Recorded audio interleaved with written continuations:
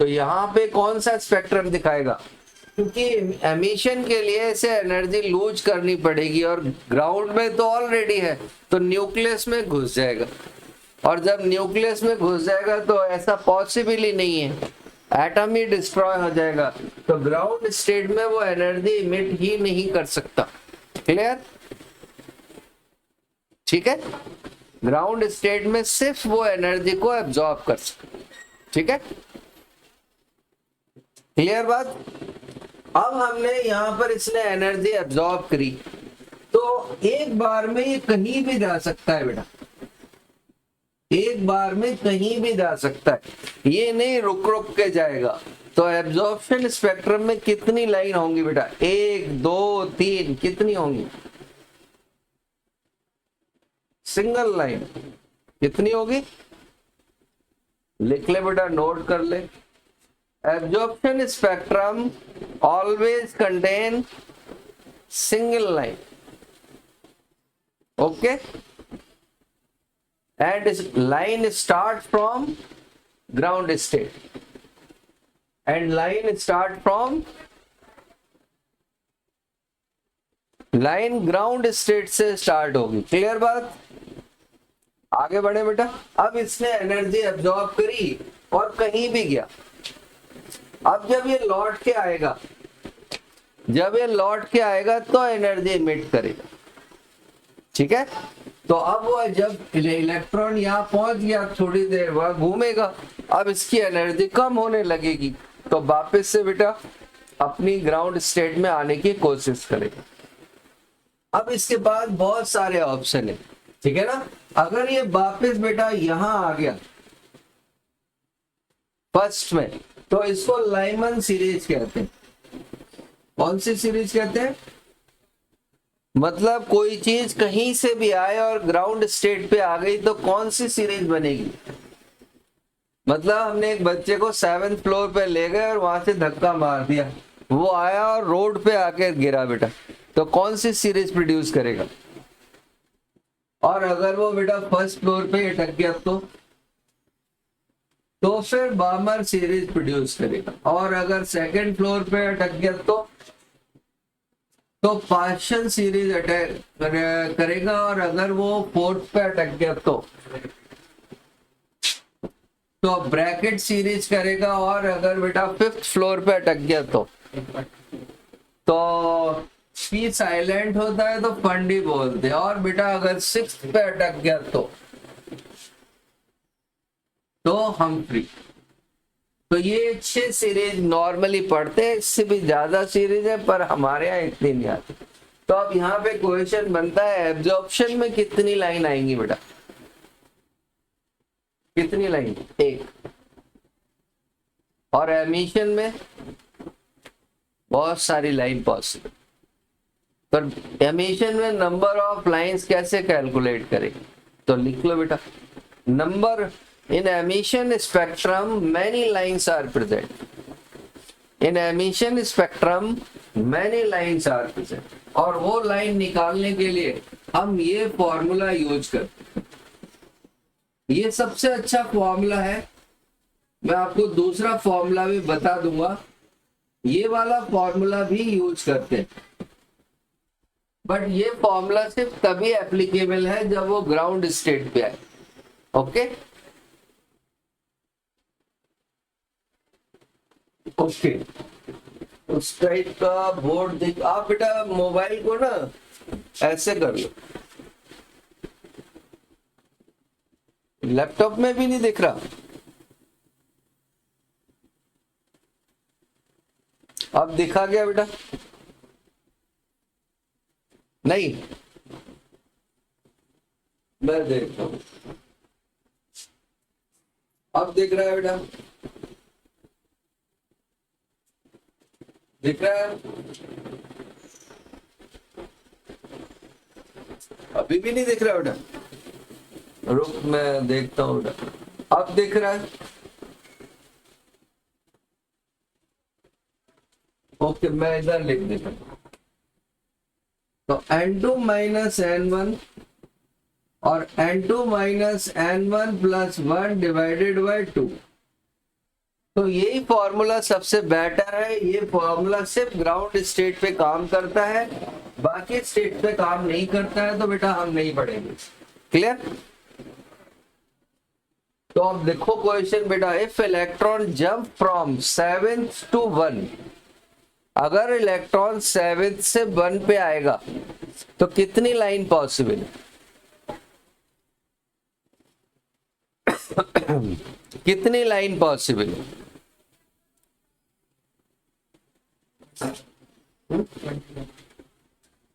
तो बेटा अगर 7 से 1 पे आया तो कितनी लाइन पॉसिबल है?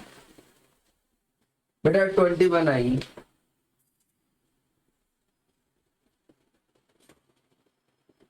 देख बेटा कहां गलती हुई है,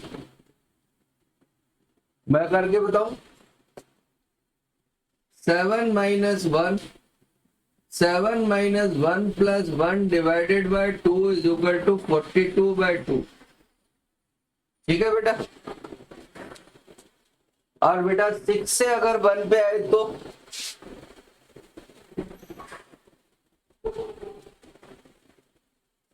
6 से, ठीक है। और बेटा अगर 5 से आए तो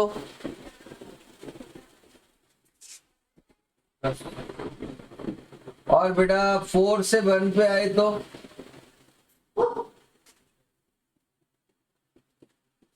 और बेटा 3 से 1 पे आए तो और 2 से 1 पे आए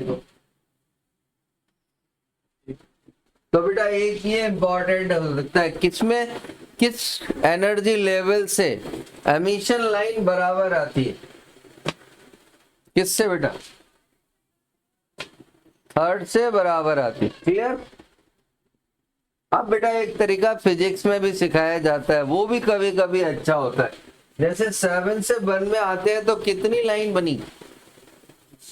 21। तो वो पूछेगा बाल्मर में कितनी बनेगी, बाल्मर में कितनी बनेगी बेटा? तो फिजिक्स वाले कैसे सिखाते हैं, 7 में से बेटा 1 माइनस किया तो कितना बचा? नहीं, लाइमन में पहले देखते हैं।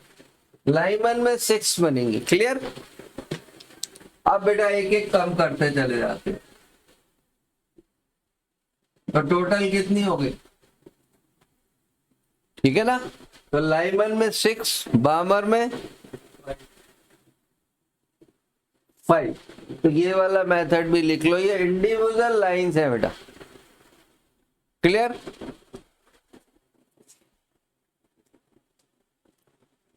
ये इंडिविजुअल लाइंस हैं,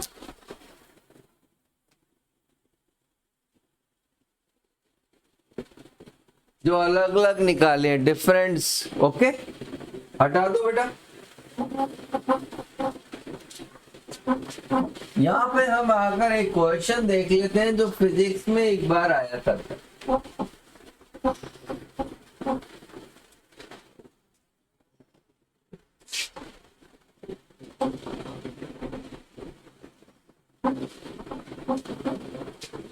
एक हाइड्रोजन के एटॉमिक स्पेक्ट्रम में हमें इतनी लाइंस मिली बेटा,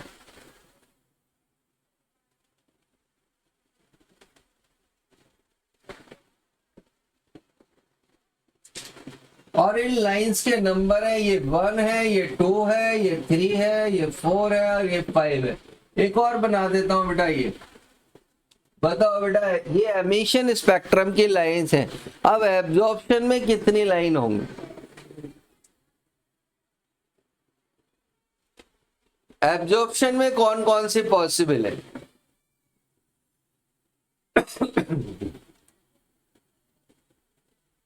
बता बेटा। तो जब मैंने लिखाया था तो आपको बताया था absorption spectrum line always start from 1। तो जो जो लाइन 1 तक पहुंच रही है वो एब्जॉर्प्शन में पॉसिबल है। तो कौन कौन सी लाइन बेटा पॉसिबल है? ठीक है ना बेटा? ये क्वेश्चन आया था फिजिक्स। ठीक है, क्लियर बेटा? डायग्राम बना लो और नीचे लिख लो 1, 3, 4 are possible in 1, 3, 4 possible in absorption spectrum because their lines are start from ground state. Okay.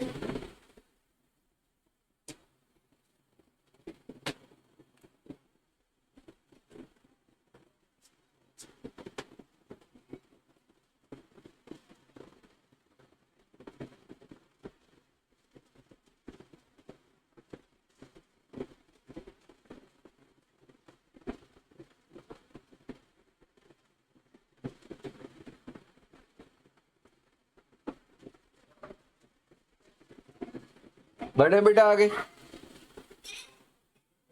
अब हम वो टेबल है वो बना लेते हैं।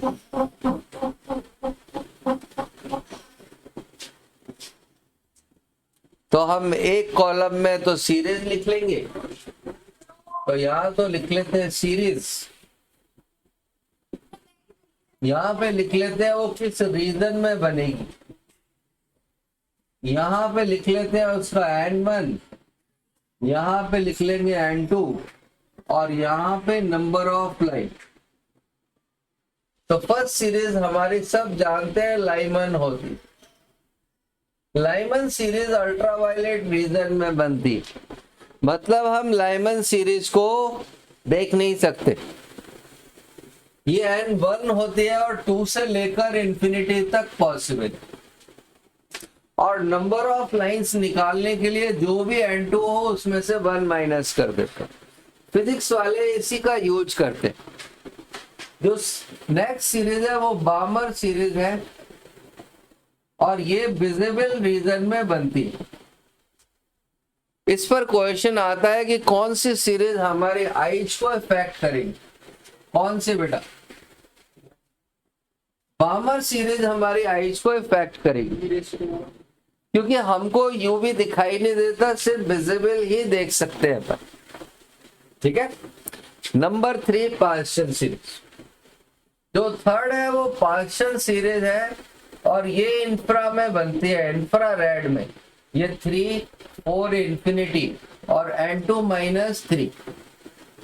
जो फोर्थ है हमारी ब्रैकेट सीरीज, वो भी इंफ्रा में बनती है, 4, 5 इंफिनिटी N2 4। और जो 5 है फुंड सीरीज, वो भी इंफ्रा में बनती, 5, 6 से लेकर इंफिनिटी N2 माइनस 5 और 6 हम फ्री, ये भी IR में बनती है। बस किसी बुक में फार इंफ्रा रेड लिखा हुआ मिल जाएगा। क्लियर बेटा? और ये हो जाएगा 6 और ये 7 माइनस इंफिनिटी और ये N2 माइनस 6। तो इसमें से कौन सी सीरीज बेटा हमारी आइज को इफेक्ट करती? ठीक है ना, बामर सीरीज हमारी आइज को इफेक्ट करती है। ये टेबल बेटा बना लो, फिर हम पढ़ते हैं आगे। ओके बड़े बेटा, तो मैं इस सीरीज को हटा दे रहा हूं और इसकी जगह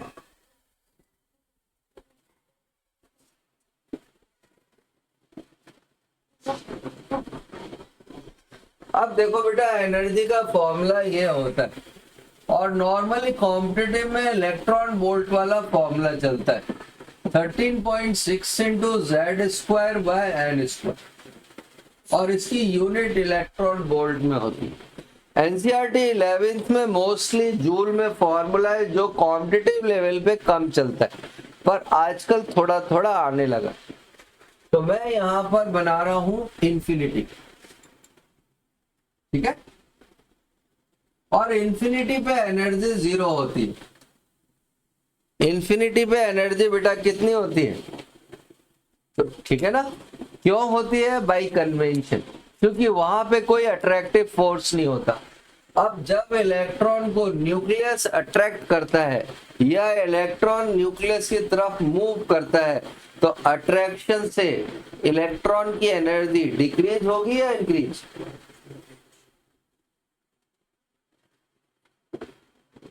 हाँ बेटा, इलेक्ट्रॉन को न्यूक्लियस अट्रैक्ट कर रहा है, तो अब इलेक्ट्रॉन की एनर्जी क्या होगी बेटा? कहीं पे लिख ले, अट्रैक्शन से हमेशा एनर्जी डिक्रीज होती। आप किसी भी चीज से अट्रैक्ट होंगे तो आपकी एनर्जी बेटा क्या होगी? डिक्रीज होगी। जैसे आपको मोबाइल की लत लग गई, तो आपको मोबाइल का अट्रैक्शन हो गया, तो अब बेटा आपकी एनर्जी क्या होगी? ठीक है ना, आपको खेलने का शौक लग गया बहुत ज्यादा, तो ठीक है ना, तो every attraction decreases the energy. और ये हमारा फर्स्ट है। इस फर्स्ट की एनर्जी अगर हम यहाँ पे 1 रख दें तो बेटा कितनी आ जाएगी? 13.6 इंटू जेड स्क्वायर। क्लियर? कोई डाउट बेटा इसमें? अब हम सेकंड की एनर्जी निकालेंगे तो बेटा एन की जगह कितना वैल्यू पुट कर देंगे? 4 टोटल हो जाएगी। तो अब हम डिवाइड करेंगे तो बेटा क्या वैल्यू आएगी? अब ये वैल्यू बेटा हमको याद होनी चाहिए अगर हम सीरियस कैंडिडेट हैं एग्जाम के, और नॉन सीरियस हैं तो फिर नेक्स्ट ईयर करेंगे। थर्ड की एनर्जी बेटा होती है 1.51 इंटू जेड स्क्वायर, और फोर्थ की एनर्जी बेटा कितनी होगी? 0.85, और बेटा फिफ्थ की एनर्जी कितनी होगी? 0.55 इंटू जेड स्क्वायर। इसके आगे आपका मन करे लिख लेना, नहीं मन करे मत लिखना। ठीक है ना? वैसे 6 की लिख लो, क्योंकि 11th में कुछ क्वेश्चन है तो आप जल्दी से बुक में कर सकते। Negative 0.38 into Z square. Clear बेटा? आगे आगे बढ़े बेटा। अब बताओ बेटा, यहां से यहां तक की एनर्जी का डिफरेंस कितना होगा बेटा? हाइड्रोजन में कितना होगा बेटा? और यहां तक का बेटा कितना होगा?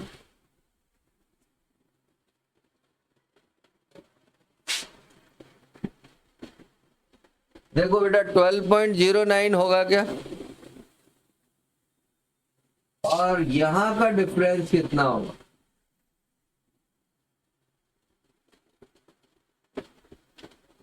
12.75। और यहां का डिफरेंस बेटा कितना होगा?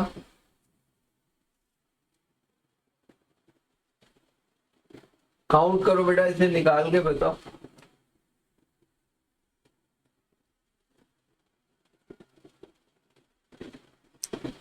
कितना होगा बेटा?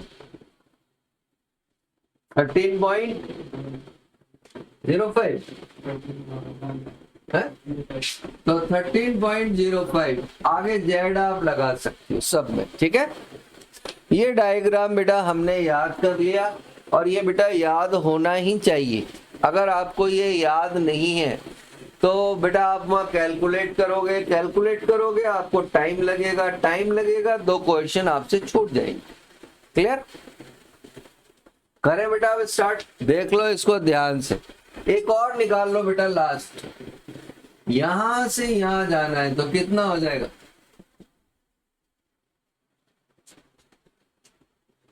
बेटा 13.22 नहीं होगा, 13.6 ही होगा। 0 माइनस कर रहे हैं ना। ओके, सबके आगे जेड स्क्वायर होगी। अब हमने ये डायग्राम बेटा आंखों में बसा लिया। अब हम बार बार कैलकुलेट नहीं करेंगे और हमें करना भी नहीं चाहिए। बढ़ू बेटा आगे। फर्स्ट हम पढ़ रहे हैं ionization potential. Ionization potential electron volt में निकाला जाता है, और आयोनाइजेशन पोटेंशियल का मतलब होता है इलेक्ट्रॉन को N1 से कहां तक ले जाना है बेटा? कहां तक ले जाना है? इनफाइनाइट। तो अगर हमें किसी का आयोनाइजेशन पोटेंशियल निकालना है तो हम उसकी बेटा ई इंफिनिटी में से E1 को माइनस कर देंगे, ठीक है। तो ई, अब हमें ये तो याद है ना 1 से इंफिनिटी का डिफरेंस कितना है, Z²। ओके, अब वो कहे हाइड्रोजन का आयोनाइजेशन पोटेंशियल कितना होगा, कितना होगा बेटा, क्योंकि Z की वैल्यू तो 1 है, क्लियर एक बात। और अगर वो हमको कहे, दूसरी बेटा एक इंपॉर्टेंट बात, ये जो हम थ्योरी पढ़ रहे हैं ये सिर्फ 1 इलेक्ट्रॉन सिस्टम पर ही एप्लीकेबल है। ये हाइड्रोजन पर एप्लीकेबल है, हीलियम प्लस पर एप्लीकेबल है, लिथियम +2 पर एप्लीकेबल है, लेकिन हीलियम पर एप्लीकेबल नहीं है, क्योंकि उसमें 2 इलेक्ट्रॉन होंगे ना, ठीक है ना, उसमें 2 इलेक्ट्रॉन होंगे। तो ये सिर्फ 1 इलेक्ट्रॉन सिस्टम पर ही एप्लीकेबल है। ओके बेटा, तो बताओ हीलियम प्लस की आयोनाइजेशन पोटेंशियल कितना होगा,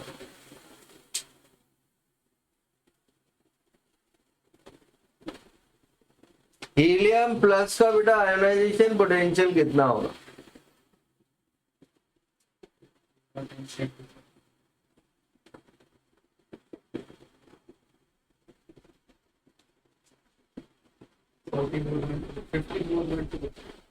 54.4, सही है। तो हमें जिसका भी आयोनाइजेशन पोटेंशियल निकालना हो, Z की जगह क्या रखते हैं बेटा, Z का मतलब, तो हीलियम का एटॉमिक नंबर कितना, ठीक, क्लियर बेटा। अब हम चलते हैं नेक्स्ट की तरफ। नेक्स्ट है हमारा एक्साइटेशन पोटेंशियल।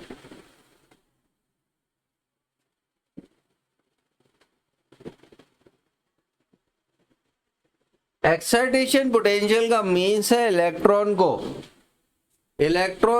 1 से कहीं भी ले जाए एक्सेप्ट इंफिनिटी, एक्सेप्ट, तो लिख लो बेटा इलेक्ट्रॉन मूव फ्रॉम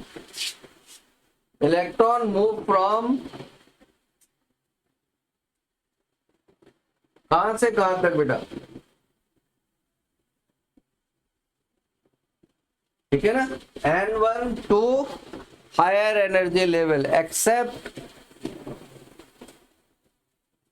एक्सेप्ट बेटा इंफिनिटी, क्योंकि इंफिनिटी जाते ही बेटा वो क्या बन जाएगा, नहीं बेटा वो आयोनाइजेशन एनर्जी बन जाएगा फिर, ठीक है।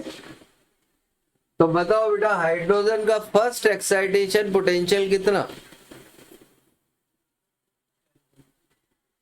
कितना बेटा, सेकेंड, थर्ड, फोर्थ, ये नहीं आएगा, क्यों, तो लिख लो बेटा यार नीचे एक्साइटेशन पोटेंशियल की वैल्यू,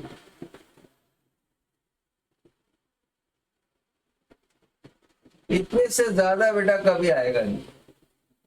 तो जिसके लिए भी पूछे बस Z से मल्टीप्लाई करें, क्लियर। अब बेटा एक होता है सेपरेशन एनर्जी,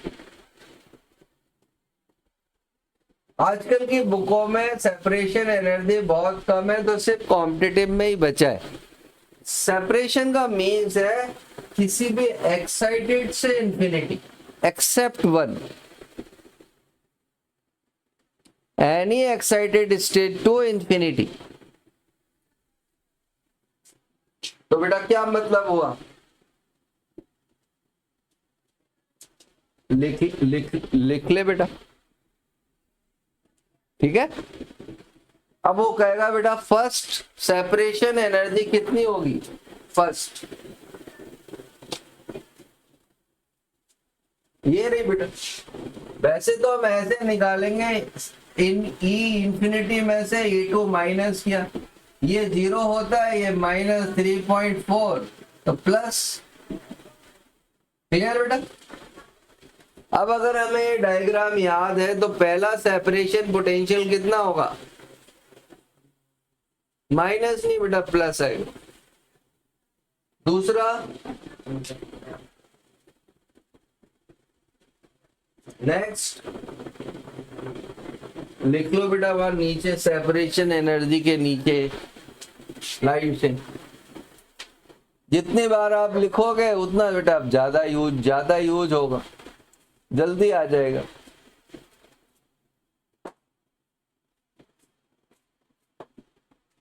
बेटा एक क्वेश्चन जेई और नीट दोनों में हर साल आता है, एवरी ईयर,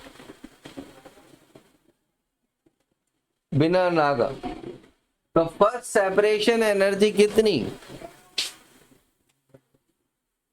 ठीक है ना। नेक्स्ट बेटा 1.51, ठीक है बेटा। यहीं पे मैं आपको बेटा एक चीज और करा देता हूं, और वो ये है कि जो ये बेटा टोटल एनर्जी है, क्या है? ये है टोटल एनर्जी है। अब बेटा आगे हम देखते हैं, जो पोटेंशियल एनर्जी है वो टोटल एनर्जी की बेटा कितनी होती है? डबल। कहीं पे लिख लो बेटा, पोटेंशियल एनर्जी डबल होती है, पोटेंशियल एनर्जी डबल होती है टोटल की। तो अब अगर वो बेटा हमसे सेकंड की पोटेंशियल एनर्जी पूछे तो क्या हो जाएगी? और काइनेटिक एनर्जी टोटल एनर्जी के बराबर होती है, लेकिन साइन रिवर्ट होता है। लिख लो बेटा इस बात को।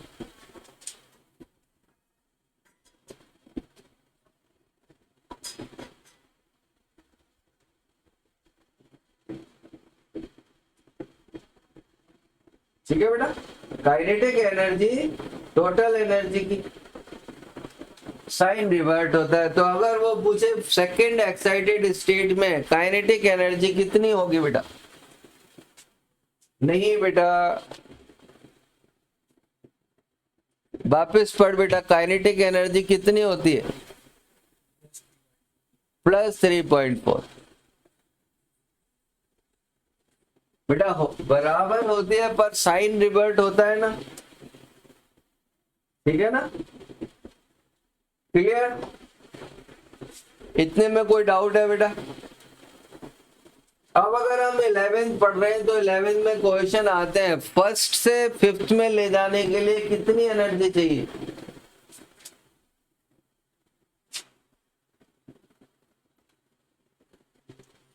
नहीं बेटा, ये रही। और अगर हमको ये याद है, बेसिकली हमको ये याद होने चाहिए, ये याद है तो बाकी टेबल हम फटाफट कंस्ट्रक्ट भी कर सकते हैं। क्लियर बेटा? एक क्वेश्चन डेफिनेट हर साल आता है बेटा, इस साल भी आया था, अगले भी आएगा और पिछले में भी आया था। अब एक दूसरी बात बेटा ध्यान से सुनना, मैं समझाता हूँ, है ना।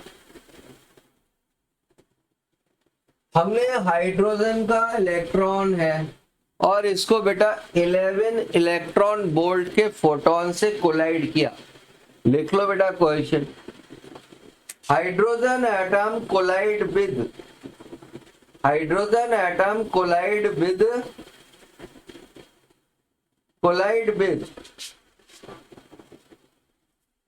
हाइड्रोजन एटम कोलाइड विद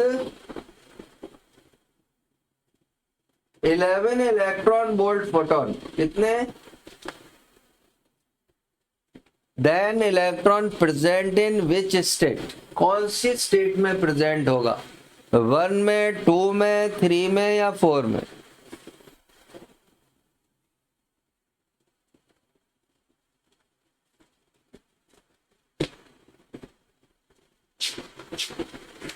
कहाँ होगा बेटा? है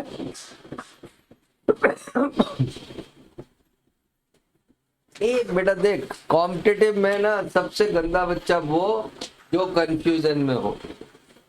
कॉम्पिटिटिव क्रैक करने के लिए एक ही आंसर मुंह से निकलना चाहिए, चाहे वो गलत हो चलेगा, क्योंकि अगली बार हम सुधार कर सकते हैं।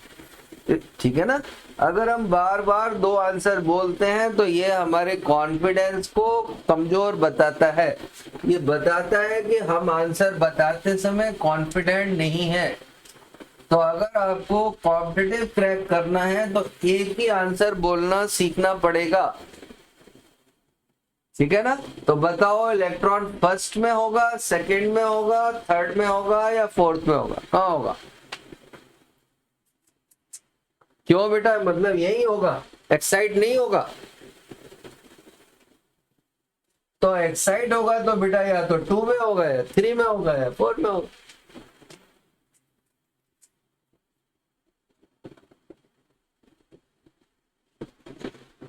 बता भैया कहाँ होगा है? लिखो answer. Electron present in first ground state, electron present in ground state because no excitation take place. पहले लिखो आंसर, ठीक है ना। Electron present in ground state because no excitation take place. क्यों? अब बच्चा पूछेगा एक्साइटेशन क्यों नहीं हुआ? Because electron absorb definite energy photon. Electron सिर्फ इसी एनर्जी के फोटोन को एब्जॉर्ब कर सकता है।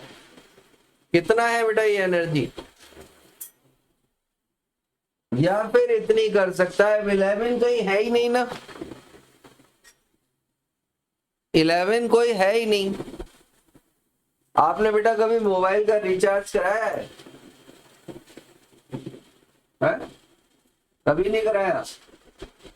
तो बेटा पापा से पूछा, वह मोबाइल में जब हम रिचार्ज कराते हैं तो ऐसे होता है 10 रुपए, 100 रुपए, 300 रुपए, 400 रुपए। अब आप जाए और उससे कहें कि 25 रुपए का रिचार्ज कर दे, तो कर देगा क्या? क्योंकि मोबाइल क्वांटम वैल्यू को एक्सेप्ट करता है, बीच की कोई वैल्यू एक्सेप्ट नहीं करेगा। इसी तरह इलेक्ट्रॉन फिक्स्ड एनर्जी का फोटोन ही एब्जॉर्ब कर सकता। क्लियर? अब सेम क्वेश्चन है बेटा, फिर से लिखो। If hydrogen atom collide with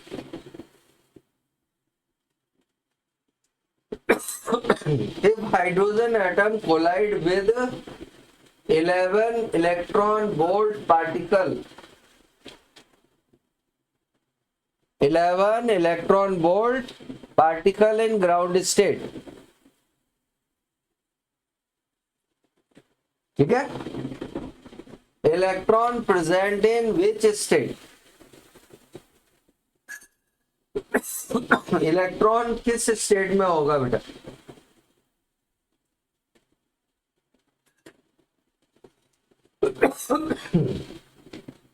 तो आप ध्यान से देखना बेटा, पहले तो आंसर लिख लो। Particle can be absorb by any energy. Particle किसी भी एनर्जी का एब्जॉर्ब किया जा सकता है, ठीक है? अब ध्यान से देखना, उसने कितनी एनर्जी का बेटा पार्टिकल एब्जॉर्ब किया होगा? 11 का। तो 11 में से कितनी उसने यहां यूज कर ली? कितनी बेटा? क्योंकि सेकंड में तो जा नहीं सकता, क्योंकि उसके लिए तो 12.9 या उससे ज्यादा चाहिए। तो कितनी एनर्जी तो उसने एक्साइटेशन में यूज कर ली, बची कितनी? तो अब आंसर हो जाएगा electron present in second shell with 0.8 kinetic energy. Okay बेटा, तो इलेक्ट्रॉन सेकेंड ऑर्बिट में होगा कितनी एनर्जी, कितनी काइनेटिक एनर्जी के साथ? 0.8 के साथ। देख बेटा, कोई डाउट है? ठीक है, अब बेटा अगर हम कभी कभी आजकल केमिस्ट्री में क्वेश्चन इलेक्ट्रॉन वोल्ट की बजाय जूल में भी आने लगे, तो बेटा इतने जूल के बराबर होता है। ठीक है, क्लियर बेटा?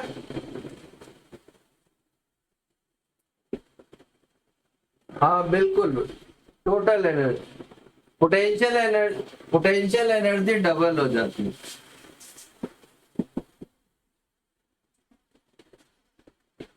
हाँ देख बेटा, बोर्ड पे दिख रहा है कुछ बेटा, ये ठीक है ना, और ये है काइनेटिक एनर्जी।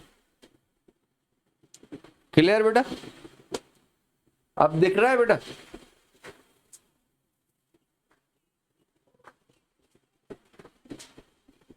ओके, हम आगे चले बेटा। Okay, just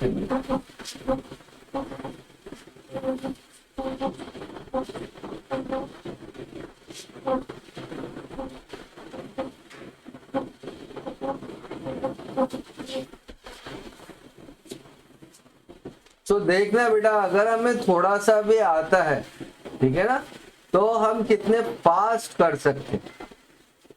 just a minute.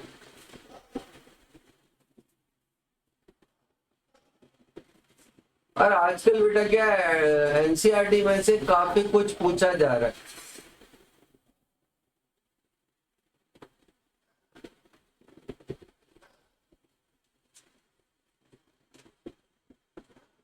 है ना बेटा, एक मिनट है ना।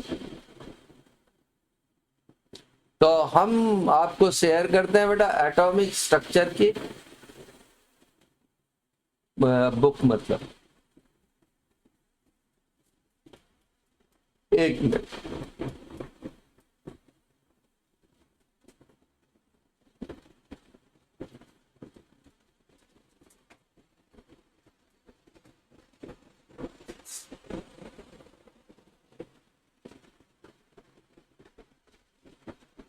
अब बेटा एक दूसरी बात और लिख लो, तो फिर अपनी पूरी हो जाएगी। अगर हमें डेली निकालनी है तो हम इस फॉर्मूले का भी यूज कर सकते हैं। वैसे तो बेटा अगर आपको वो याद है ना, तो आपको किसी की जरूरत ही नहीं, और आप तो 11th में हो ही नहीं, तो आपको तो जरूरत है ही नहीं, पर 11th वाले बच्चे को जरूरत पड़ेगी। तो मेरा बेटा है वो 11th में है, क्योंकि वहां तो सॉल्व करके दिखाना पड़ेगा, टीचर कहेगा आया कहां से। ओके, तो ये फॉर्मूला एनर्जी निकालने का है जब इलेक्ट्रॉन एक स्टेट से दूसरी स्टेट पे जाए। और यहाँ पे ये ना इनिशियल है बेटा, जहां से चला है, और ये क्या है, ये फाइनल। तो जब वो कहे 1 से 2 पे गया, 1 से 2 पे गया, तो बेटा कितनी एनर्जी आएगी, कितना आएगा बेटा आंसर? और ये इलेक्ट्रॉन वोल्ट में आएगा कितना बेटा। अब अगर हमें वो टेबल याद है, तो बेटा मैं क्यों कैलकुलेट करूंगा, मेरा तो आंसर आ गया ना। पर अगर आप 11th में होते तो आप 10.2 लिख देते, तो बेटा काट देता कि आया कहां से। अब अगर जूल में कन्वर्ट करना हो तो किससे मल्टीप्लाई कर दें, 1.6 हो गए बेटा, उसको सही कर लेना। अगर हमें जूल में कन्वर्ट करना हो तो 1.6 into 10 to power minus joule से मल्टीप्लाई, एक इलेक्ट्रॉन वोल्ट इसके बराबर। क्लियर बेटा? अब देखना बेटा, अगर हमें वेव नंबर निकालना हो, तो हम इस फॉर्मूले का यूज करते हैं, या हमको वेवलेंथ निकालनी हो। अब यहां पर बच्चे फिर गड़बड़ा जाते,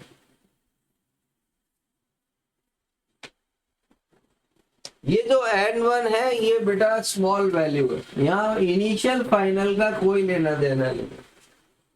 जो दोनों में से छोटी वैल्यू होगी वो यहां आएगी, और जो लार्ज वैल्यू होगी वो, जैसे वो कहे इलेक्ट्रॉन 2 से 5 में गया, तो बेटा 2 कहां आएगा, और अगर वो कहे 5 से 2 में आया तो अरे ये यूज कर रहे हैं ये।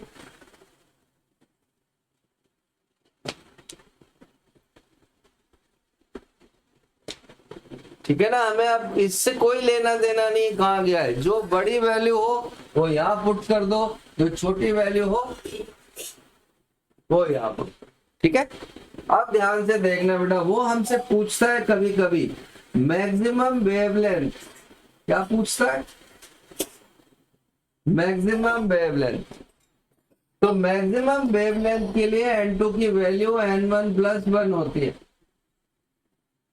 और अगर वो कहता है बेटा शॉर्टेस्ट वेवलेंथ, मतलब मैक्सिमम की जगह बेटा लॉन्गेस्ट वेवलेंथ लिखेंगे अपन, है ना। और अगर वो शॉर्टेस्ट वेवलेंथ कहता तो n2 की वैल्यू बेटा कितनी हो जाएगी? इनफाइनाइट हो जाएगी।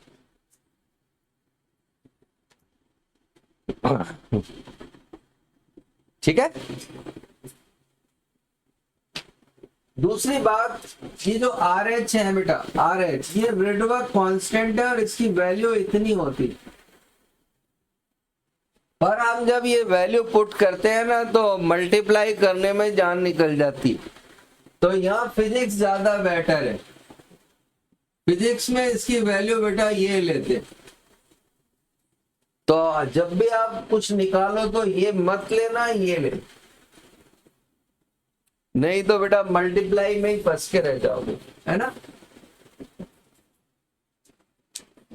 बड़े तो बताओ बेटा, बामर सीरीज में शॉर्टेस्ट वेवलेंथ क्या होता?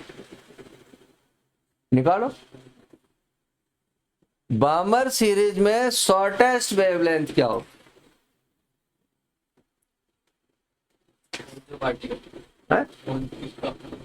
लिखो, पहले क्वेश्चन लिखो। What is shortest wavelength in बामर series? बामर series में शॉर्टेस्ट वेवलेंथ बेटा क्या होगी? अब बेटा स्पीसीज तो दे ही नहीं रखी, तो अगर स्पीसीज नहीं दे रखी हो तो हाइड्रोजन ऑटोमेटिकली लिया जाता है। ठीक है बेटा। तो बेटा बामर सीरीज में निकालो, आप ही निकालो बेटा, जब डूबोगे ना तभी आप समझोगे इंपॉर्टेंस, नहीं तो आपको लगेगा ये चीज तो बहुत आसान है ना।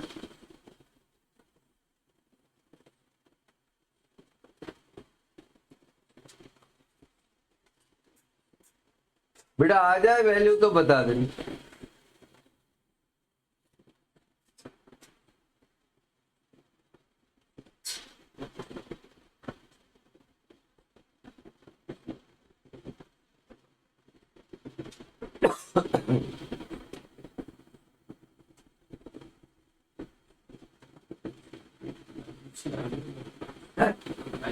अब हमको उसमें आर की वैल्यू पुट ही नहीं करनी, आर के टर्म्स में ही निकालनी। निकालो, बिना आर पुट करे निकालनी है, आर के टर्म्स में बेटा। तो बच्चे क्या गलती करते हैं, ये तो बेटा आर एच हो ही गया। बामर के लिए n1 कितना होगा? 2, तो 4 हो गया। और ये n2 कितना होगा बेटा? इंफिनिटी। तो ये हो गया बेटा RH/1/4। तो बताओ कितना आंसर आया है? ये 1/∞ तो 0 होता। कॉपी पे लिखो आंसर। हेलो बेटा, सुन बेटा, आया क्या आंसर?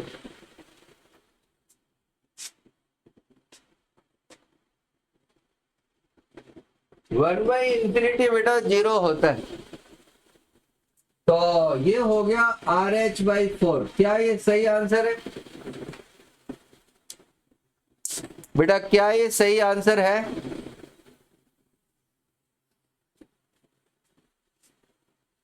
ये है गलत आंसर। बच्चा क्या है, इसको दोनों को कैरी ऑन नहीं करता, क्योंकि 1/λ है तो लैम्डा ऊपर आएगा, जैसे ही लैम्डा ऊपर करेंगे RH नीचे आ जाएगा। तो इतनी छोटी सी गलती की वजह से डूब जाता है।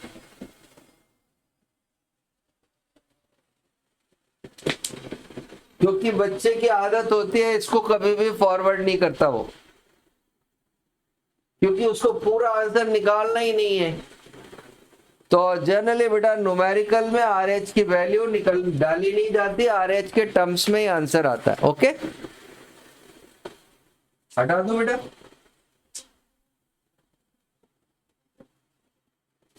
तो देखना बेटा, मैं आपको फाइल शेयर कर रहा हूं, तो आपको बताना है। देख बेटा, दिखा गया क्वेश्चन 2.13 बेटा, दिख रहा है?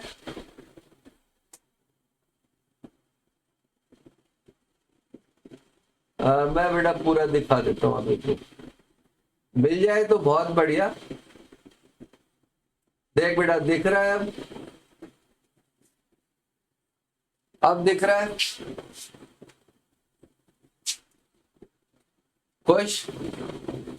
अब क्वेश्चन ये है कि इलेक्ट्रॉन जो है बेटा फोर्थ से सेकंड पे जा रहा है, तो वेवलेंथ क्या एमिट होगी? इलेक्ट्रॉन फोर्थ से सेकंड में जा रहा है। ये एनसीईआरटी का 13 नंबर का क्वेश्चन।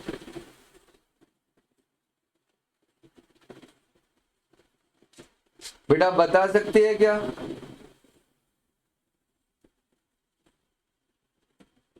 कर बेटा ले।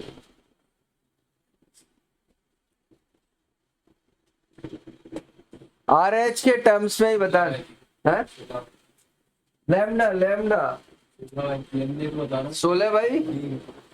R का है नीचे के ऊपर 16 तो सही आंसर क्या होगा? लैम्डा पूछ रहा है, लैम्डा तो करेंगे तो रेसिप्रोकल करके ही बताओ ना। रेसिप्रोकल करके 16 तो ये 2 का स्क्वायर, ये 4 का स्क्वायर, ये हो गया RH 1/4 माइनस 16। एलसीएम लेना पड़ेगा, तो बेटा एलसीएम हो जाएगा ये 16 माइनस 4 डिवाइडेड बाय 16 इंटू 4। मुझे बेटा ये वाला ज्यादा अच्छा लगता है, इसलिए मैं इसको करता हूं। तो RH बराबर हो जाएगा 12/64। सही है। और ये बेटा 4 से करेंगे तो हो जाएगा 3/12। तो लैम्डा की वैल्यू हो जाएगी क्या? 16 होगा। 3/16 होगा। तो क्या वैल्यू हो जाएगी? तो हमेशा याद रखना, लैम्डा में H नीचे ही होगा बेटा। लैम्डा में हमेशा H का होगा। क्लियर है बेटा? हो जाएगा। हटा दो बेटा इसको। हम देखते हैं नेक्स्ट न्यूमेरिकल एनसीईआरटी।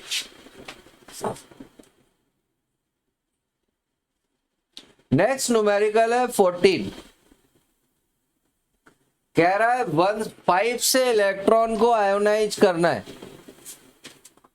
5 से इंफिनिटी पे ले जाना है। कहां पे ले जाना है? तो एनसीईआरटी का 14। अब अगर हमको वैल्यू याद ही हो तो बताओ 5th की एनर्जी क्या होती है बेटा? 5th ऑर्बिट की एनर्जी बेटा क्या होती है? तो बस 0.55 इलेक्ट्रॉन वोल्ट आंसर हो गया। अगर वो 4th से कहता तो 0.85 हो जाता। अब उसी का सेकेंड पार्ट है, 1 से कितनी होगी? बता बेटा 1 से कितनी होगी? देख बेटा, मैं तो ना थियोरेटिकल तरीके से कराता हूं न्यूमेरिकल, मैं मल्टीप्लाई वगैरह करने में विश्वास ही नहीं करता।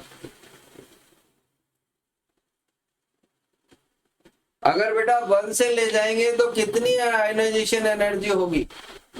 13.6। इतनी तो होगी ना बेटा। क्लियर। अगला क्वेश्चन है एनसीईआरटी का 15 कि इलेक्ट्रॉन अगर 6 से 1 पे आ रहा है तो कितनी लाइंस बनेंगी बेटा? तो मैंने वो सारी बेटा 7 से 1 पे आया था तो 21, तो 15 हो जाएगी, ठीक है ना। और अगर 4 से पूछता तो 12 हो जाएंगी। अगला एनसीईआरटी का क्वेश्चन बेटा 16 दिख रहा है मुझे। 16 में पूछ रहा है फिफ्थ की एनर्जी क्या होगी? क्या होगी बेटा? फिफ्थ की एनर्जी क्या होगी? बता सकते हो क्या बेटा?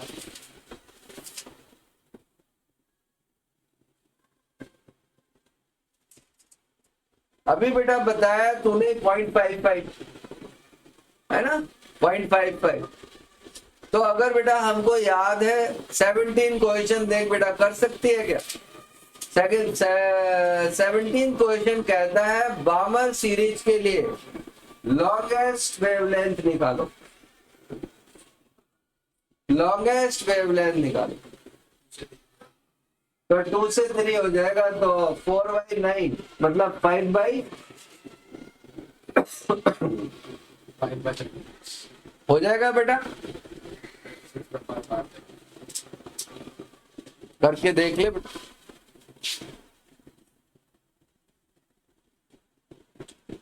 तो अगला क्वेश्चन वो पूछ रहा है लॉन्गेस्ट वेवलेंथ इन बामर सीरीज।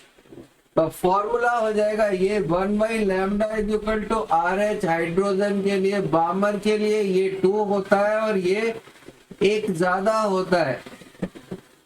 तो RH बराबर हो जाएगा 1/4 - 1/9, तो ये हो जाएगा 5 और ठीक है। क्लियर है बेटा? अब क्योंकि लैम्डा में जब हमेशा RH नीचे आता है, ठीक है बेटा, हो जाएगा बेटा। तो ऐसे बेटा हाइड्रोजन स्पेक्ट्रम के क्वेश्चन करते हैं, पर उसके लिए जरूरी याद होना चाहिए। क्लियर भाई? मेरी थ्योरी में तो याद होना चाहिए। क्लियर है? तो ठीक है बेटा, आज इसमें इतना ही पढ़ेंगे, ठीक है ना। अब हम हर इसी ऑल्टरनेट में बेटा ये 6 से, ठीक है, थोड़ा टाइम बढ़ा लेंगे और दूसरे ऑल्टरनेट में देख लेंगे बेटा, जल्दी कोई क्लास बनती है तो 4 से 6 पढ़ाते हैं, ठीक है।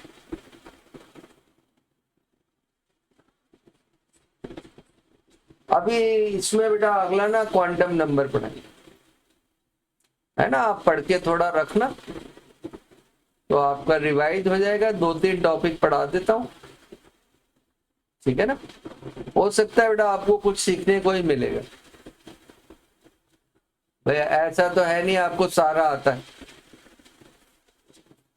ठीक है ना। तो कल बेटा, ठीक है, कल अगर क्लास होगी तो मैं आपको कर दूंगा, नहीं तो ऑल्टरनेट पे तो होगी।